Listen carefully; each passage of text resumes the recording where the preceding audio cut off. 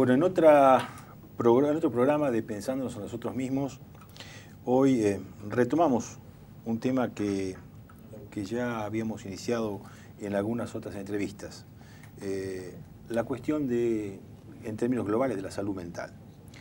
Hoy tenemos la oportunidad de la visita de algunos representantes de la Asociación de Profesionales del Arte de Curar del Hospital Carolina Tovar García de la ciudad de Buenos Aires. Nos visitan en este momento el doctor Carlos Segrín, que es su presidente, y Miguel Santarelli, que es el secretario general. La presencia de estos representantes de la Asociación de Profesionales del Hospital Tovar García responde justamente a que han tenido la oportunidad de ver una de las entrevistas que hicimos hace unos días, que fue una entrevista realizada al licenciado Santiago Gómez, donde el licenciado Gómez hace toda una serie de apreciaciones y análisis y reflexiones, consideraciones y definiciones en torno al devenir de la salud mental, específicamente el de los hospitales neuropsiquiátricos, la caracterización de algunos de ellos como manicomios, y también la explicación de lo que implica o lo que está implicando la aplicación de las leyes que tienen que ver con la salud mental, la ley nacional aprobada en el año 2010 y la ley 448 de la Ciudad de Buenos Aires, que ya lleva unos cuantos años de promulgada.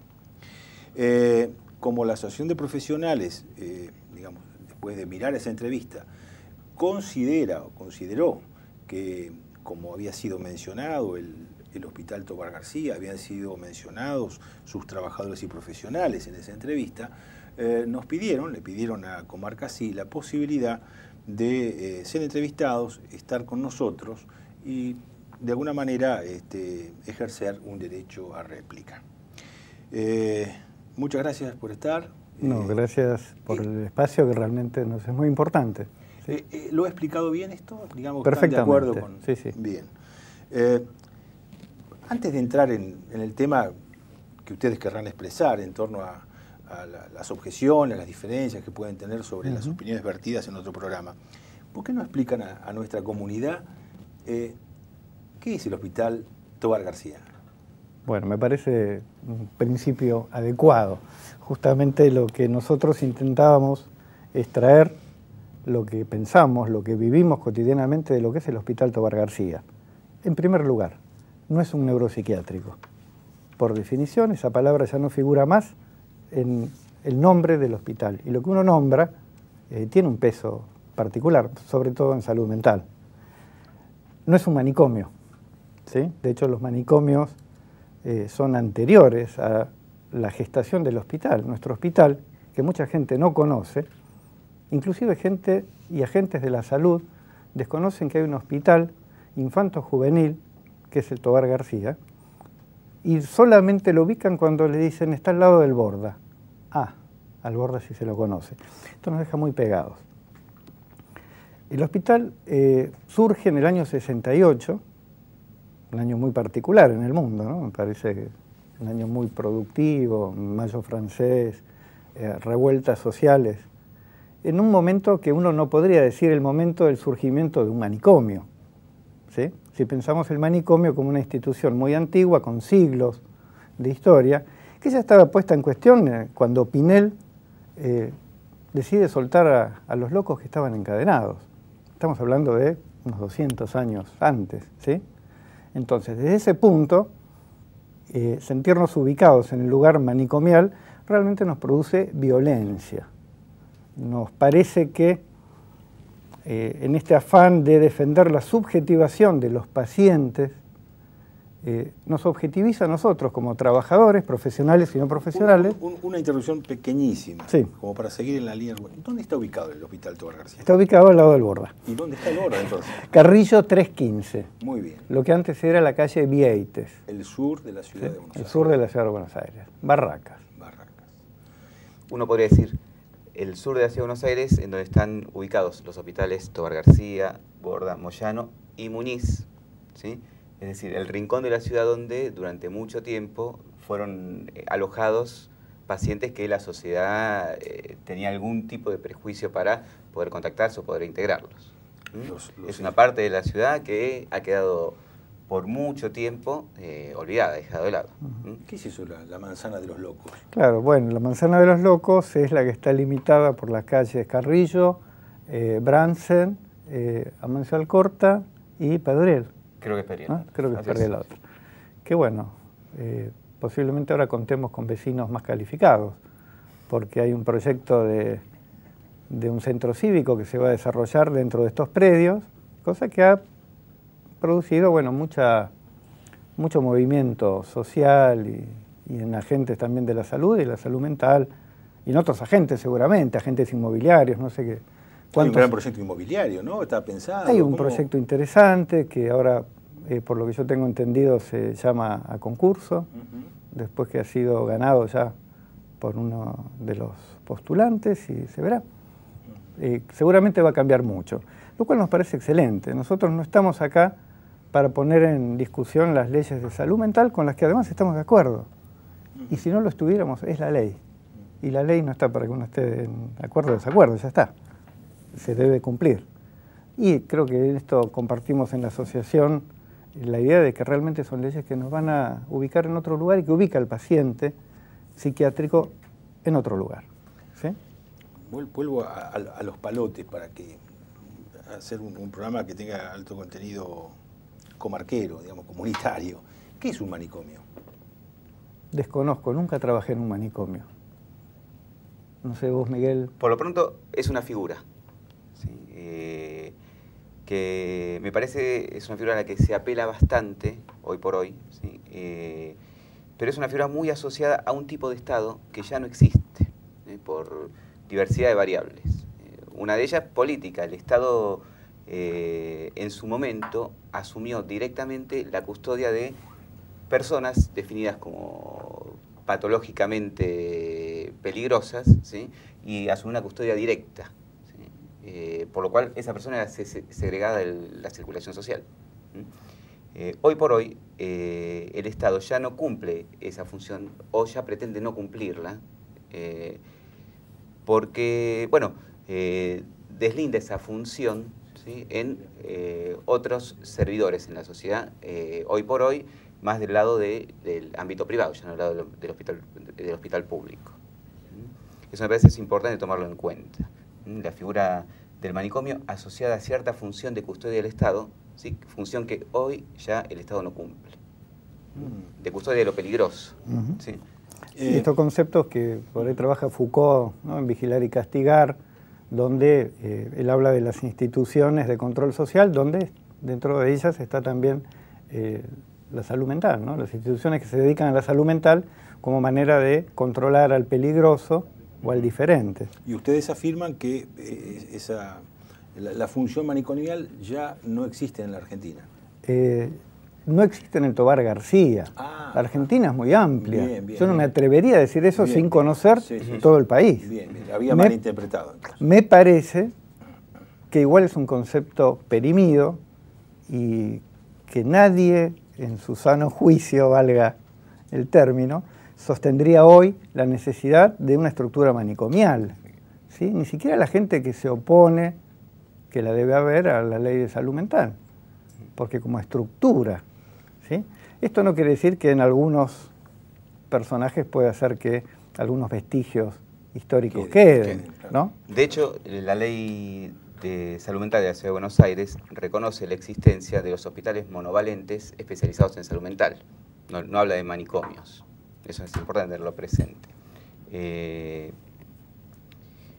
Un factor más a tener en cuenta. En la época en que los manicomios tomaron lugar, ¿sí? El valor económico de la existencia de la persona que sufría un padecimiento mental era nulo, ¿sí? Hoy ya no lo es. ¿Por qué motivo? Porque las internaciones en instituciones privadas, ¿sí? Dejan un lucro importante a la empresa que se encarga de la clínica de internación psiquiátrica. Esto es también un tema que debemos incluir al analizar un poco el discurso que ha presentado el licenciado Gómez. A ver, ¿cuáles son las objeciones que plantea usted como asociación y que dio motivo, digamos, a tener este diálogo con respecto a lo que plantea Gómez y otros tantos, ¿no? Sí, no he tenido oportunidad de tomar contacto con opinión de algún otro. El tema con el licenciado Gómez se inició con una nota en página 12 y por lo menos para mí termina hoy porque no hay un debate posible con la posición que él tiene con nuestro hospital. Sí, en esa nota él decía, ¿por qué no se habla del Tobar García? Y agregaba, porque si hablamos del Tobar García, hay que cerrarlo ya. Lo cual, además de atentar contra mi fuente de trabajo, atenta contra la salud mental de niños y niñas y adolescentes, no de la capital, sino de todo el país y de países limítrofes. Y además, más allá de que él hacía hincapié en esta estructura que él ve como manicomial y que pareciera que el Hospital Tobar García es solamente un instituto de reclusión de alienados, desconoce todos los servicios que complementan el hospital. El hospital tiene atención en consultorios externos, hospital de día para pacientes muy graves que no se atienden en otros lados, un sistema de servicios complementarios que hace una atención integral de los pacientes a pesar de ser un monovalente, ¿sí? Que esto también, podríamos decir, hace una gran diferencia con esta lógica manicomial donde están aislados y recluidos. Acá se atienden pacientes niños, niñas, adolescentes, donde además de sus problemas de salud mental son seguidos clínicamente, se les administran vacunas, se hacen controles cardiológicos, odontológicos, neurológicos, rehabilitación psicopedagógica, foniátrica, se hace orientación vocacional, atención en consultorio externo. Me parece que lejos está... ¿Cuántos pacientes internados hay en el Tobar García? El cupo de camas de internación es alrededor de 60 camas, ¿sí? Que muchas veces estamos al límite porque nos vemos sobrepasados por la demanda, no de la ciudad solamente, sino de todos los otros lugares donde no hay posibilidad de resolver los pacientes graves. Por un lado, por la demanda, por otro lado, por la dificultad para conseguir recursos para que los chicos que ya están en condiciones de alta, de internación, puedan hacerlo. Eso quiere decir hogares, familias sustitutas. Recordemos una cosa que me parece importante. El hospital era un hospital nacional, ¿sí? Como muchos otros hospitales que fueron transferidos en el año 92, si no me equivoco, 92-93. Era único en su tipo, lo sigue siendo, y recibe pacientes de internación de todo el país. Y del conurbano muchísimo, del 60% de los pacientes internados no son de la ciudad de Buenos Aires. La mayor parte son del conurbano. Nosotros nos preguntamos, ¿por qué?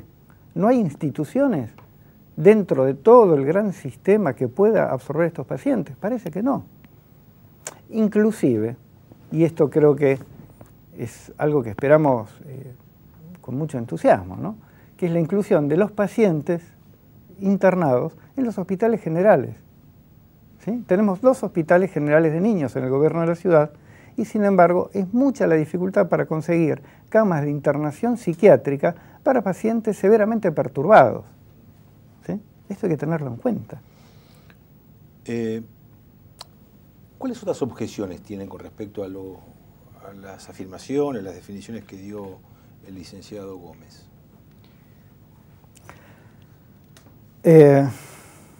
A ver, a mí me llamó mucho la atención, viendo la nota, cuando él hace referencia a que los manicomios se empezaron a cerrar cuando se abrió Auschwitz.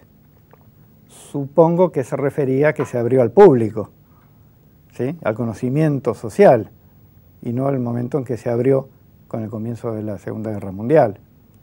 Entendámoslo como que se abrió al conocimiento de la gente y la gente se horrorizó. En realidad, casi 200 años antes, Pinel ya había intentado modificar la lógica manicomial, ¿sí? O sea que es una noticia que llega con cierto atraso. Pero ahí hay algún giro donde pareciera que nosotros quedamos pegados a esta lógica nazi. dicho de otra forma, como si nosotros fuéramos los capos en el sentido de los patrones que manejaban los campos de concentración en la época nazi. Yo soy descendiente de judíos, mis abuelos eran judíos. Yo no me siento bien con que este señor alegremente diga que yo trabajo dentro de un campo de concentración. Vamos a ir a una pequeña pausa y si ustedes me permiten, vamos a, luego de la pausa, hacer hincapié cuáles fueron las motivaciones que desde Comarca Sí nos hicieron invitar al licenciado Gómez. ¿Cómo?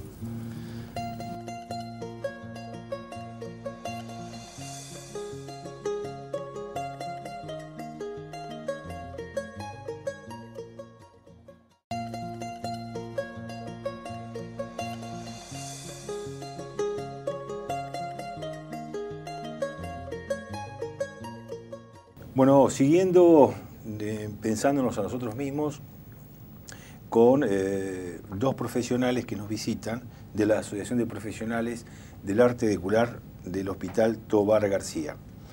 Esto viene a cuento esta entrevista en relación a que la Asociación de Profesionales nos pidió un derecho a réplica a raíz de algunas objeciones que tenían con la entrevista que se le hizo al licenciado Gómez en uno de nuestros programas.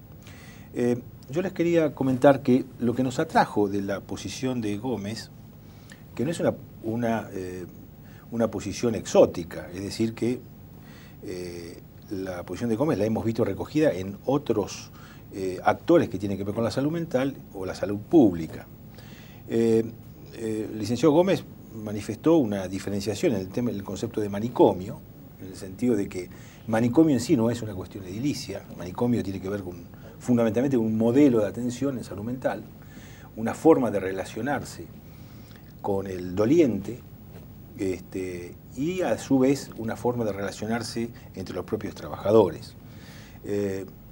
Se puede definir quizá al manicomio como una de las expresiones de mayor grado de perfectibilidad de la subalternidad y la subordinación, tanto en la relación de los terapeutas con los dolientes, como a su vez al conjunto de los trabajadores que actúan como con actividades terapéuticas dentro de la institución.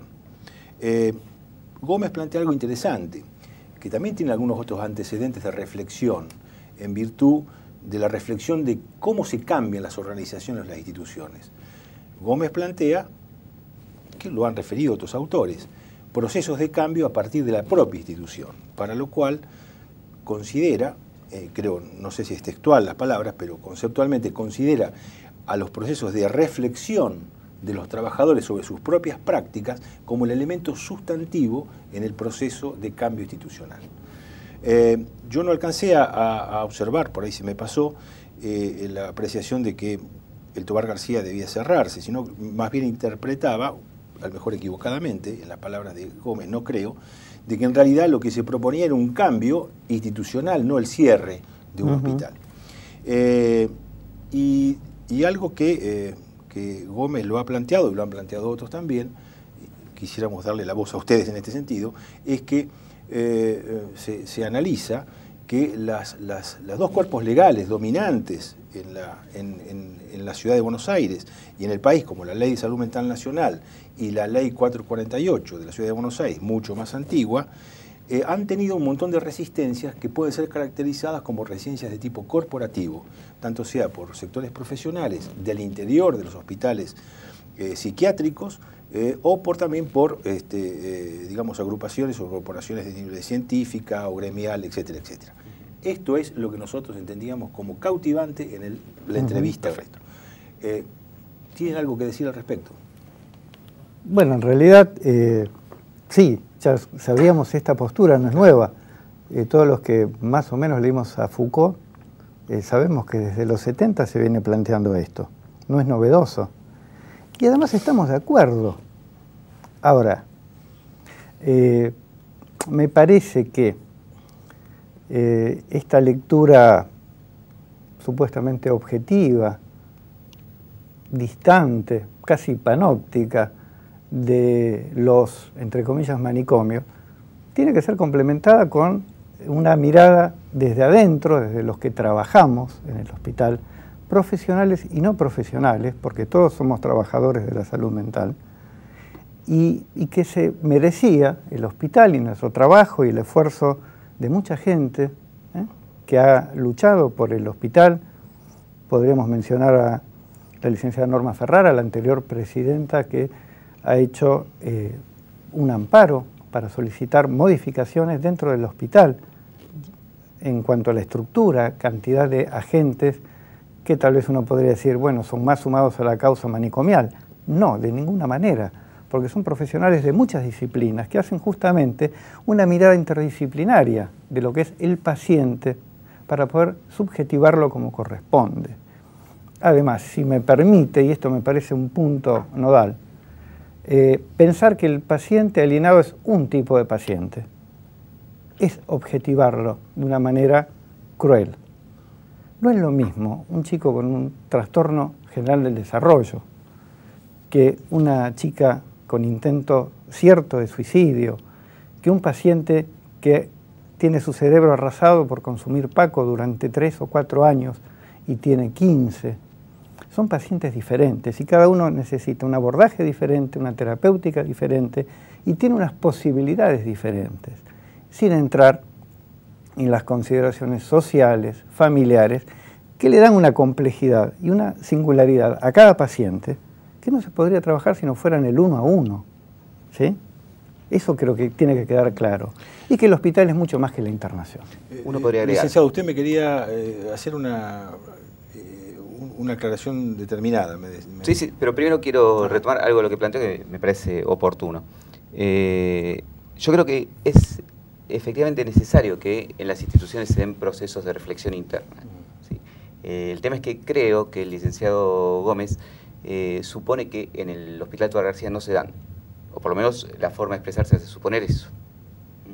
El trabajo interdisciplinario es una tónica permanente en el Hospital Tobar García. La reunión docente en ateneos y seminarios todos los jueves por la mañana es una tónica permanente. La discusión en cualquier espacio sobre cómo mejorar la calidad de vida de un paciente es siempre una tónica permanente.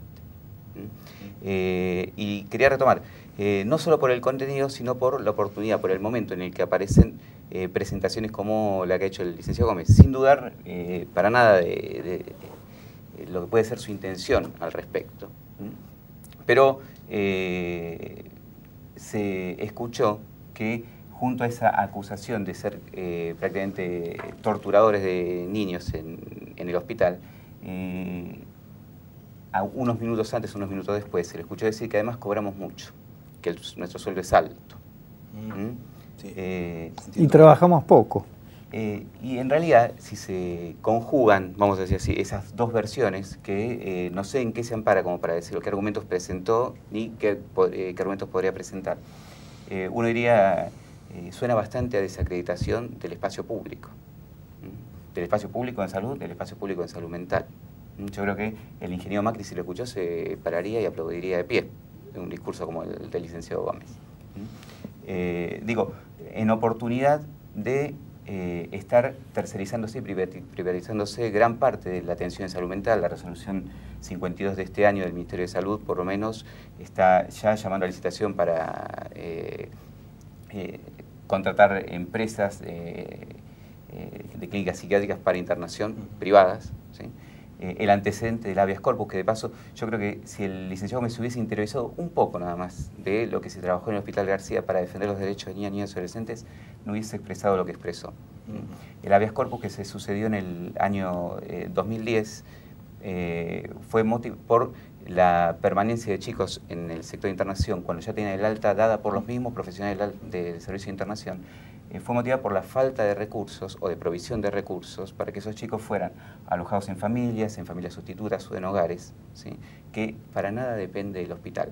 Y esto nos muestra también que si existe una lógica manicomial, no está dentro de los límites del hospital, sino tal vez en, uno podría pensar en un ámbito mucho más amplio. El manicomio va más allá de los muros del hospital. Efectivamente. Muchos hogares, por ejemplo, no quieren recibir a los chicos que salen de alta del Hospital Tobar García, ¿sí?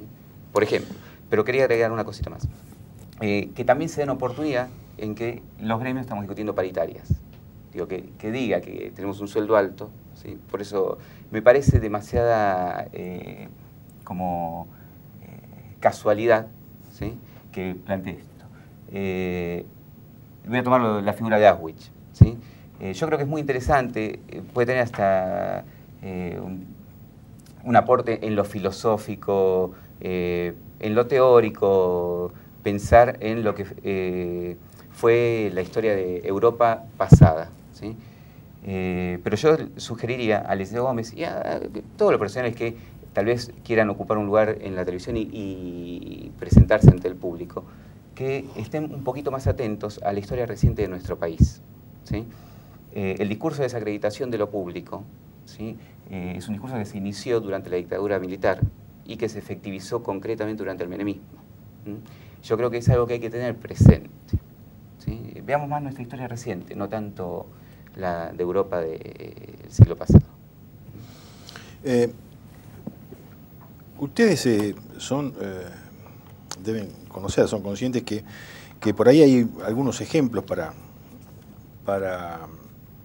remarcar de opiniones en el sentido más o menos que lo ha planteado el licenciado Gómez, que bueno, si bien ha publicado en páginas de sus opiniones, nos ha dado una entrevista, le hemos dado una entrevista nosotros acá en nuestro programa, pero por ejemplo el CELS en el año 2007 tiene una publicación que se llama Vidas Arrasadas,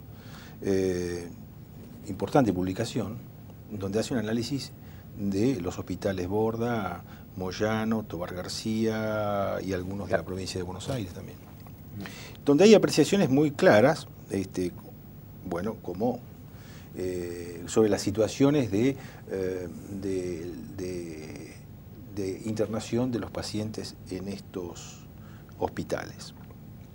Pero también dice el CELS, en esa publicación, dice, desafortunadamente, aunque la ley 448 es un importante paso adelante en la reforma del sistema de salud mental, aún no ha sido implementada de manera integral. En eso ustedes están de acuerdo. Sí. La ley 448 dispone que la atención de salud mental debe ser suministrada por equipos interdisciplinarios, ustedes han manifestado esto, erradicando cualquier estatus jerárquico entre las profesiones de la salud. Sin embargo, existen grupos de profesionales que se oponen a la ley 448.